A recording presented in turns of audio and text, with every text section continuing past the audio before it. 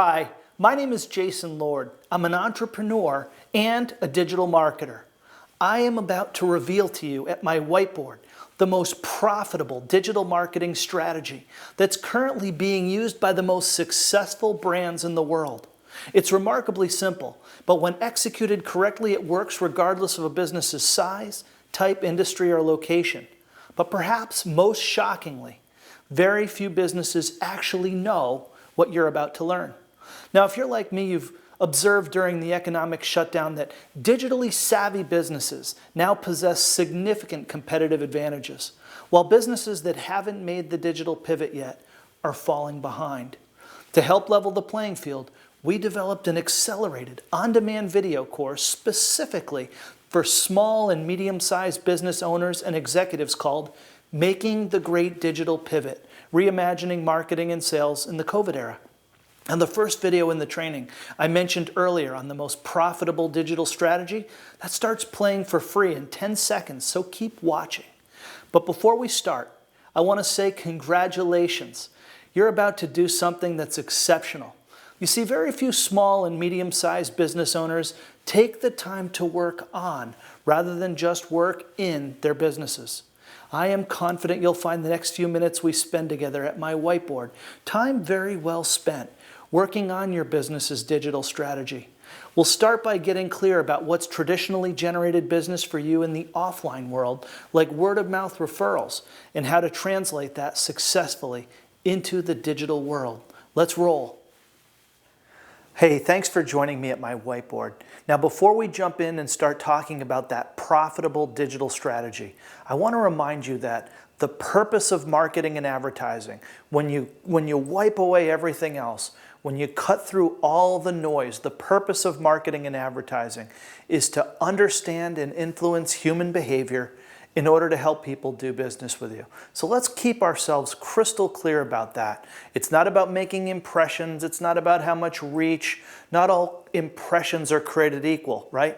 The purpose of all of your marketing and advertising efforts are to understand and influence human behavior, to get them to do business with you. And so let's think together before we get into this even further and say, who do you do business with? If you're anything like me, at the end of the day, you do business with people you know, people you like, and people you trust, right? And it doesn't matter if that's how I do business or you. Most humans behave that way. We do business with people we know, like, and trust. And people in your business, when they make a word-of-mouth referral or when you get a referral from a happy customer, it's because they know, like, and trust you. And so know, like, and trust is the foundation of human behavior when it comes to making a purchase decision, and it's worth keeping that in mind no matter what we do together. So let's write that right up here. We do business with people we know, people we like, and people we trust. And this is at the core of everything we're going to do together and talk about in terms of your marketing and advertising. It doesn't matter if we're talking about digital advertising and marketing or traditional marketing and advertising. Human beings are influenced to make decisions about purchasing and about spending their dollars when they have a brand or a company or an organization or a person that they know, like, and trust. And so in order to make sure that people know, like, and trust your company or your organization, your products, your brand, we need to win what marketers understand is the moments of truth that people go through as they're making purchasing decisions in their minds. Now, sometimes those moments of truth are gone through very quickly. When somebody stands at a store shelf and they're looking at product A and they're looking at product B, all of those moments of truth are cycled through very rapidly. Other times, if you're making a much larger purchase like a home or a piece of equipment or machinery or looking to buy financial services or something that's a much larger purchase, maybe those moments of truth take place over many months or even years of time, right? But no matter what we say, these moments of truth are part of every human being's buying decision-making process. And so marketers have come to call these as the MOTS, or the moments of truth. And the first one is top of mind. The second one is frame of mind. And the other one is friend of mine. So these are the 3 moments of truth. What do I mean by that? Top of mind is about awareness, right? And awareness is incredibly important because you can't do business with people and products and companies and brands you're unaware of. But awareness is complex, right? There is company awareness, there's brand awareness within the company, and then there's product awareness. And so not all awareness is created equal. And awareness is something that is a prerequisite in order for anybody to do business with you. But there's different levels of awareness depending upon how far down the decision-making process a particular consumer is. In frame of mind, this is about consideration. And consideration is driven by 2 basic human desires: needs versus wants. And it's incredibly valuable as marketers and advertisers to understand which one of those factors, either need or want, is going into the consideration if somebody has when they're in the frame of mind. And frame of mind is about when somebody has actively entered into the product or service acquisition pipeline. So awareness is about, yeah, I've heard of that brand. I've heard of the brand, for instance, General Motors. I know they make automobiles. I don't know particularly all the different brands they carry. I don't know the features and benefits of the product, but I'm company aware. But as soon as I shift out and I'm beyond just awareness, now I say to myself, I'm in the product or service acquisition pipeline. I think I need or I think I want a new automobile. I begin to become more open to messaging. And when I'm more open to messaging, I begin to pay more attention. And then if an advertiser or a marketer can figure out if it's need versus want driving my state of consideration, that's incredibly valuable. And then the third one is the friend of mine. And perhaps it might be the most valuable and important moment of truth, because this is about trust and relationships.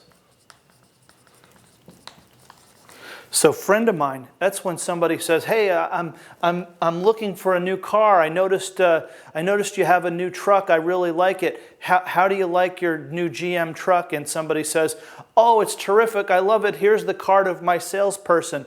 They gave me a great deal and great service on this truck when I bought it. And I say, thanks. I appreciate you thinking of me. And you hand the card back to them. But I've got a friend of mine in the business. And I buy all my cars from him, and I've known him because we have a relationship for years, and I trust him. Every car I've ever bought from him has worked out well, so I have a friend in the business, so I'm good, thank you. That's incredibly valuable. And marketers know that these moments of truth are part of the decision-making buying cycle that every consumer has to go through. And in order to have an effective digital marketing strategy or a traditional marketing strategy, advertisers and marketers that have a strategy to win each of these moments of truth as quickly or as spaced out as they are together, then that's an effective way to move your market share and move your profitability. And the third part of a digital strategy is on your media. And a media, we really want to move people from paid media to earned media to owned as quickly as possible. What do I mean by that? Paid media is any time you have to pay a media company to access an audience that you don't have access to without paying them and running an advertisement with them. So paid media gets expensive, and so a very effective media strategy is to quickly as possible move people from paid media, preferably to your owned media, which is things like your website. And in some cases, your webinars and things like that. Earned media is audience-based media. That's your social media, things like your Facebook page and your Twitter followers, and perhaps even a weekly webinar that you may run for your business. Earned audiences are exactly that. You have to constantly earn the audience to come back in and trust that they're getting value from you as they participate in being in that audience. You don't necessarily have to pay somebody to access and send that audience a message, but you earn them into that audience and you have to continue to earn them in. Whereas paid media, you run an ad and you get them to your owned media, to your website, where you can deliver as much content as you can possibly get them to consume. And most importantly, on your owned media, things like your website, you control access to the data about their customer experience and their behavior on that owned media. So these pieces are incredibly important. Now give me just a moment. I'm going to erase here and we're going to come back and I'm going to expand on this even further. Stay tuned. So I wanted to first start, before I get in and show you what I've drawn right behind me, this big circle, I wanted to point out to you that in the past, when you were about to do advertising or marketing, traditional media-wise, they had an audience. So if you were going to put your small business on television or radio or advertise in the newspaper, they had a certain audience, a certain readership or viewership or listening audience, and you as an advertiser decided, do I want to put a message in front of that specific audience? And your decision was very clear, and it was one size fits all. You want to advertise on radio? You found the closest radio station that had the most reflective audience of who you thought your potential customers were, and then you decided, do I want to advertise on radio to that audience? And then the same calculation was made around television or even print. And that was the traditional media challenge, was did the audience and your message and your potential customer base, did it all line up, and was it close enough that you could do this in a profitable way? But digital is very different. Digital, in essence, is about you getting to build and construct your own custom-tailored audience. And my friends, that is incredibly disruptive to the advertising world. But here's how it works.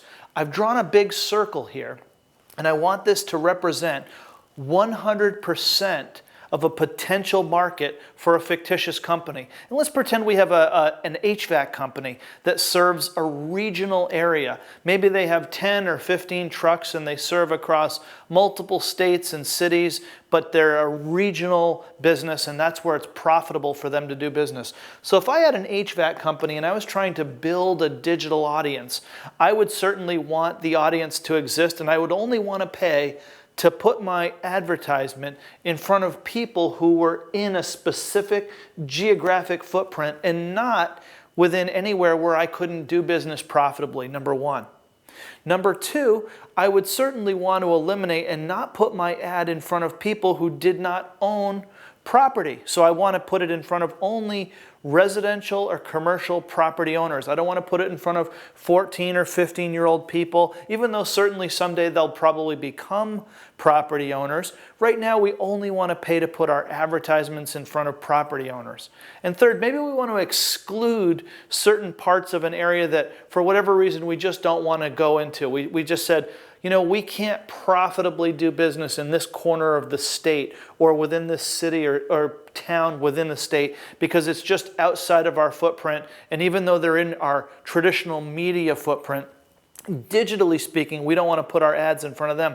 When you're building a digital audience, you can do that type of thing through inclusion or exclusion. And maybe you even want to add, say, an income requirement or some other requirement. But as you build your audience, this big circle represents 100% of your market. And we say that we suspect that everybody in that 100% of that digitally defined market, that audience, is a potential customer.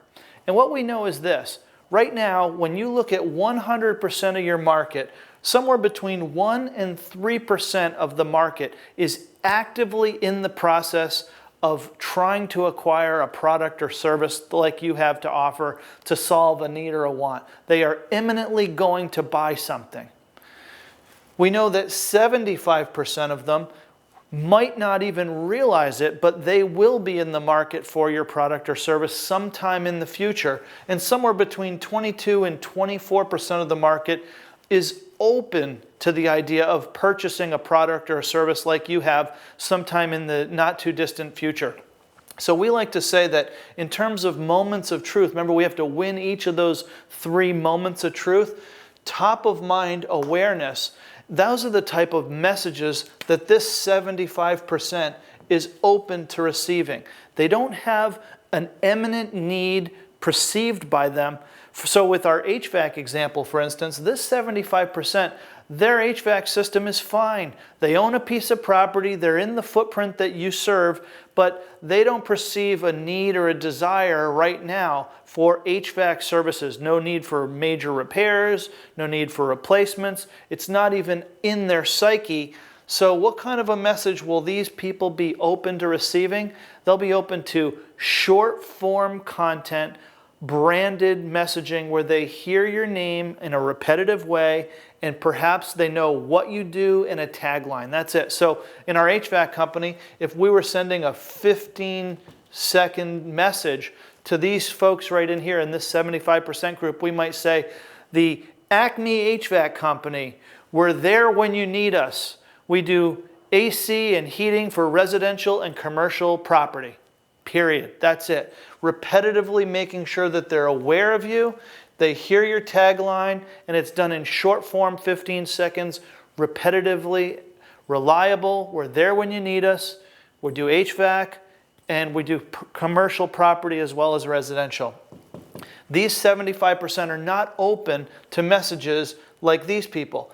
These people, the 1 to 3% who are ready to make a purchase, they are open to much more specific types of offers like save $1,000 on a new HVAC system.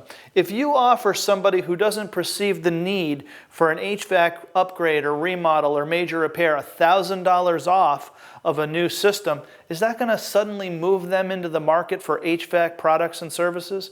Probably not. But somebody who's imminently ready to buy offered $1,000 right now to save on a system, that becomes very valuable to them. That becomes a wonderful, fortuitous thing that they found out about rather than something that's put into the bucket of irrelevant information in my life. So 75% of the market right now, we want to drip on and make them aware. The other 25% right here are in a state of consideration at some varying degree. Now we said 1 to 3% are absolutely ready to buy right now, but the other 22 to 24%, those folks are not necessarily ready to buy right now, but they're saying something to themselves where they're saying, I think in the not too distant future, we may have a problem with this HVAC system, or I may need to upgrade this system because I know it's very old or it's been spotty or we can no longer get our service contract renewed on it. Whatever the reason is, these people are different, and they're different because they have perceived a need or a desire for something that is coming. They're not in the market for it right now. They're not in this 1 to 3%, but they're thinking at some point in the not too distant future, I have a need or a desire for a product or service like a new HVAC system. And so we're going to speak to these people very differently because they're now in a state of consideration and they're open to much more messaging than this group of people right here that maybe we can just get their attention enough to hear our name and what we do and our tagline. But these people right here, if we're in the HVAC business, maybe we have a piece of video content that is served up to people as they move into this state of consideration that says something to this effect. 3 ways to make your home more energy efficient. And it's a short form video teaching people who think they may have a future problem with HVAC issues, or they're thinking about energy costs and bills, about how to make their homes or businesses more energy efficient. Or maybe there's a video that says, for those people, the 3 modern types of HVAC systems that you'll get to choose from when it's time to make an HVAC upgrade. And it's a highly educational video that these type of people who are in a state of consideration now are willing to consume. When somebody in this area clicks on an ad and begins to visit your website, and they click over here and they come into, they're in a state of consideration now, and they've moved into this group based on their digital body language, based on what they've clicked and how long they've watched or where they've clicked after the advertisement. Based on their digital body language, we can create rules that now target them with content that's longer form. These might have been 15 seconds. This might be 5 minutes long, maybe longer. But when they're in a state of active consideration and they're willing to entertain more information, then this type of information for these people is they consider it valuable and useful. But here's the thing. Remember, we're trying to make sure that they know us, so top of mind awareness. Frame of mind, when they're in a state of consideration, this is a time to build a rapport and a trust with people. Remember, friendship is about trust. And so, who do you trust? You trust people who teach you stuff, who don't try to sell you anything aggressively, right? And so, in this group of people here, you have to have the discipline to simply educate and inform them with the information that'll be valuable to them in their perception of solving their problems and their challenges and demonstrating that you understand their needs.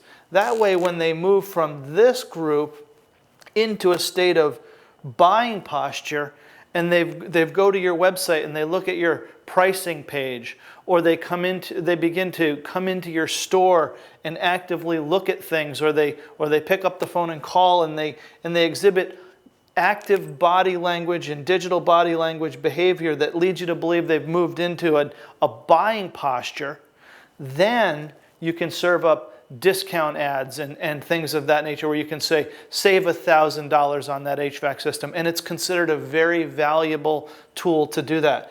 Every one of your competitors is competing for this 1 to 3% of the people in the market right now that are actively about to make a purchase. And you have to get in there and compete for them too. And it's usually around price and convenience and service and all of the features and benefits that everybody has to try to offer.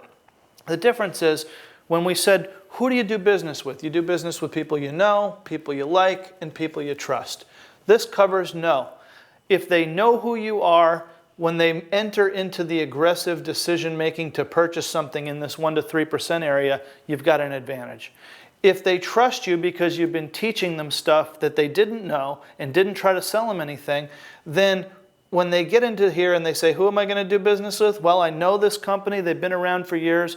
They're there when we need us. I learned about the different types of furnaces and boilers and HVAC from them when I was thinking about it, and they did a good job of teaching me things that I didn't know about saving energy in my home or business. Who do I do business with? Well, and then they also have this tremendous offer or sale. I'm going to go with the people I know, like, and trust. And that's how it works. There is nothing that any of us can do as marketers within reason to somehow move a large group of people out of this area and into a state of consideration if they don't perceive themselves to have a need or a want for what you have to offer. So our job as digital marketers is to not only send the people the messages that they're willing to receive and tolerate, but at the same time to listen very carefully and watch very carefully about how they respond to it, and then segment them so that we understand where they are in their customer journey. And then after they've bought, we want to treat them back to continuing to keep our message and our name in the forefront of their brains. Now, I hope you found this very valuable. Stay tuned for my final thoughts. You know, this course was created because we believe the stakes are high right now for so many businesses. The strain from the COVID shutdown, and perhaps equally from the digital paradigm shift that's been underway within our economy for years, have combined to test even the most historically solid businesses. We believe this is an inflection moment where the decisions you're making right now about how to move your business forward into the future will have generational impact. So I encourage you, take our full course called Making the Great Digital Pivot, Reimagining Marketing and Sales in the COVID Era. When you complete this course, you will immediately gain 3 invaluable digital skills. First, you'll be able to lead your organization in digitally identifying your potential customer market and then quickly segment it into targetable digital audiences. Second, you'll be able to facilitate the development of effective marketing content for each market segment that'll win each of those moments of truth that we just touched upon. And third, you'll know how to manage your digital marketing investment by understanding the key performance indicators that matter, the ones that lead directly to new customers. And you won't get overwhelmed by the metrics that media sales reps tend to use in order to distract and upsell. Are you ready to make the great digital pivot right now?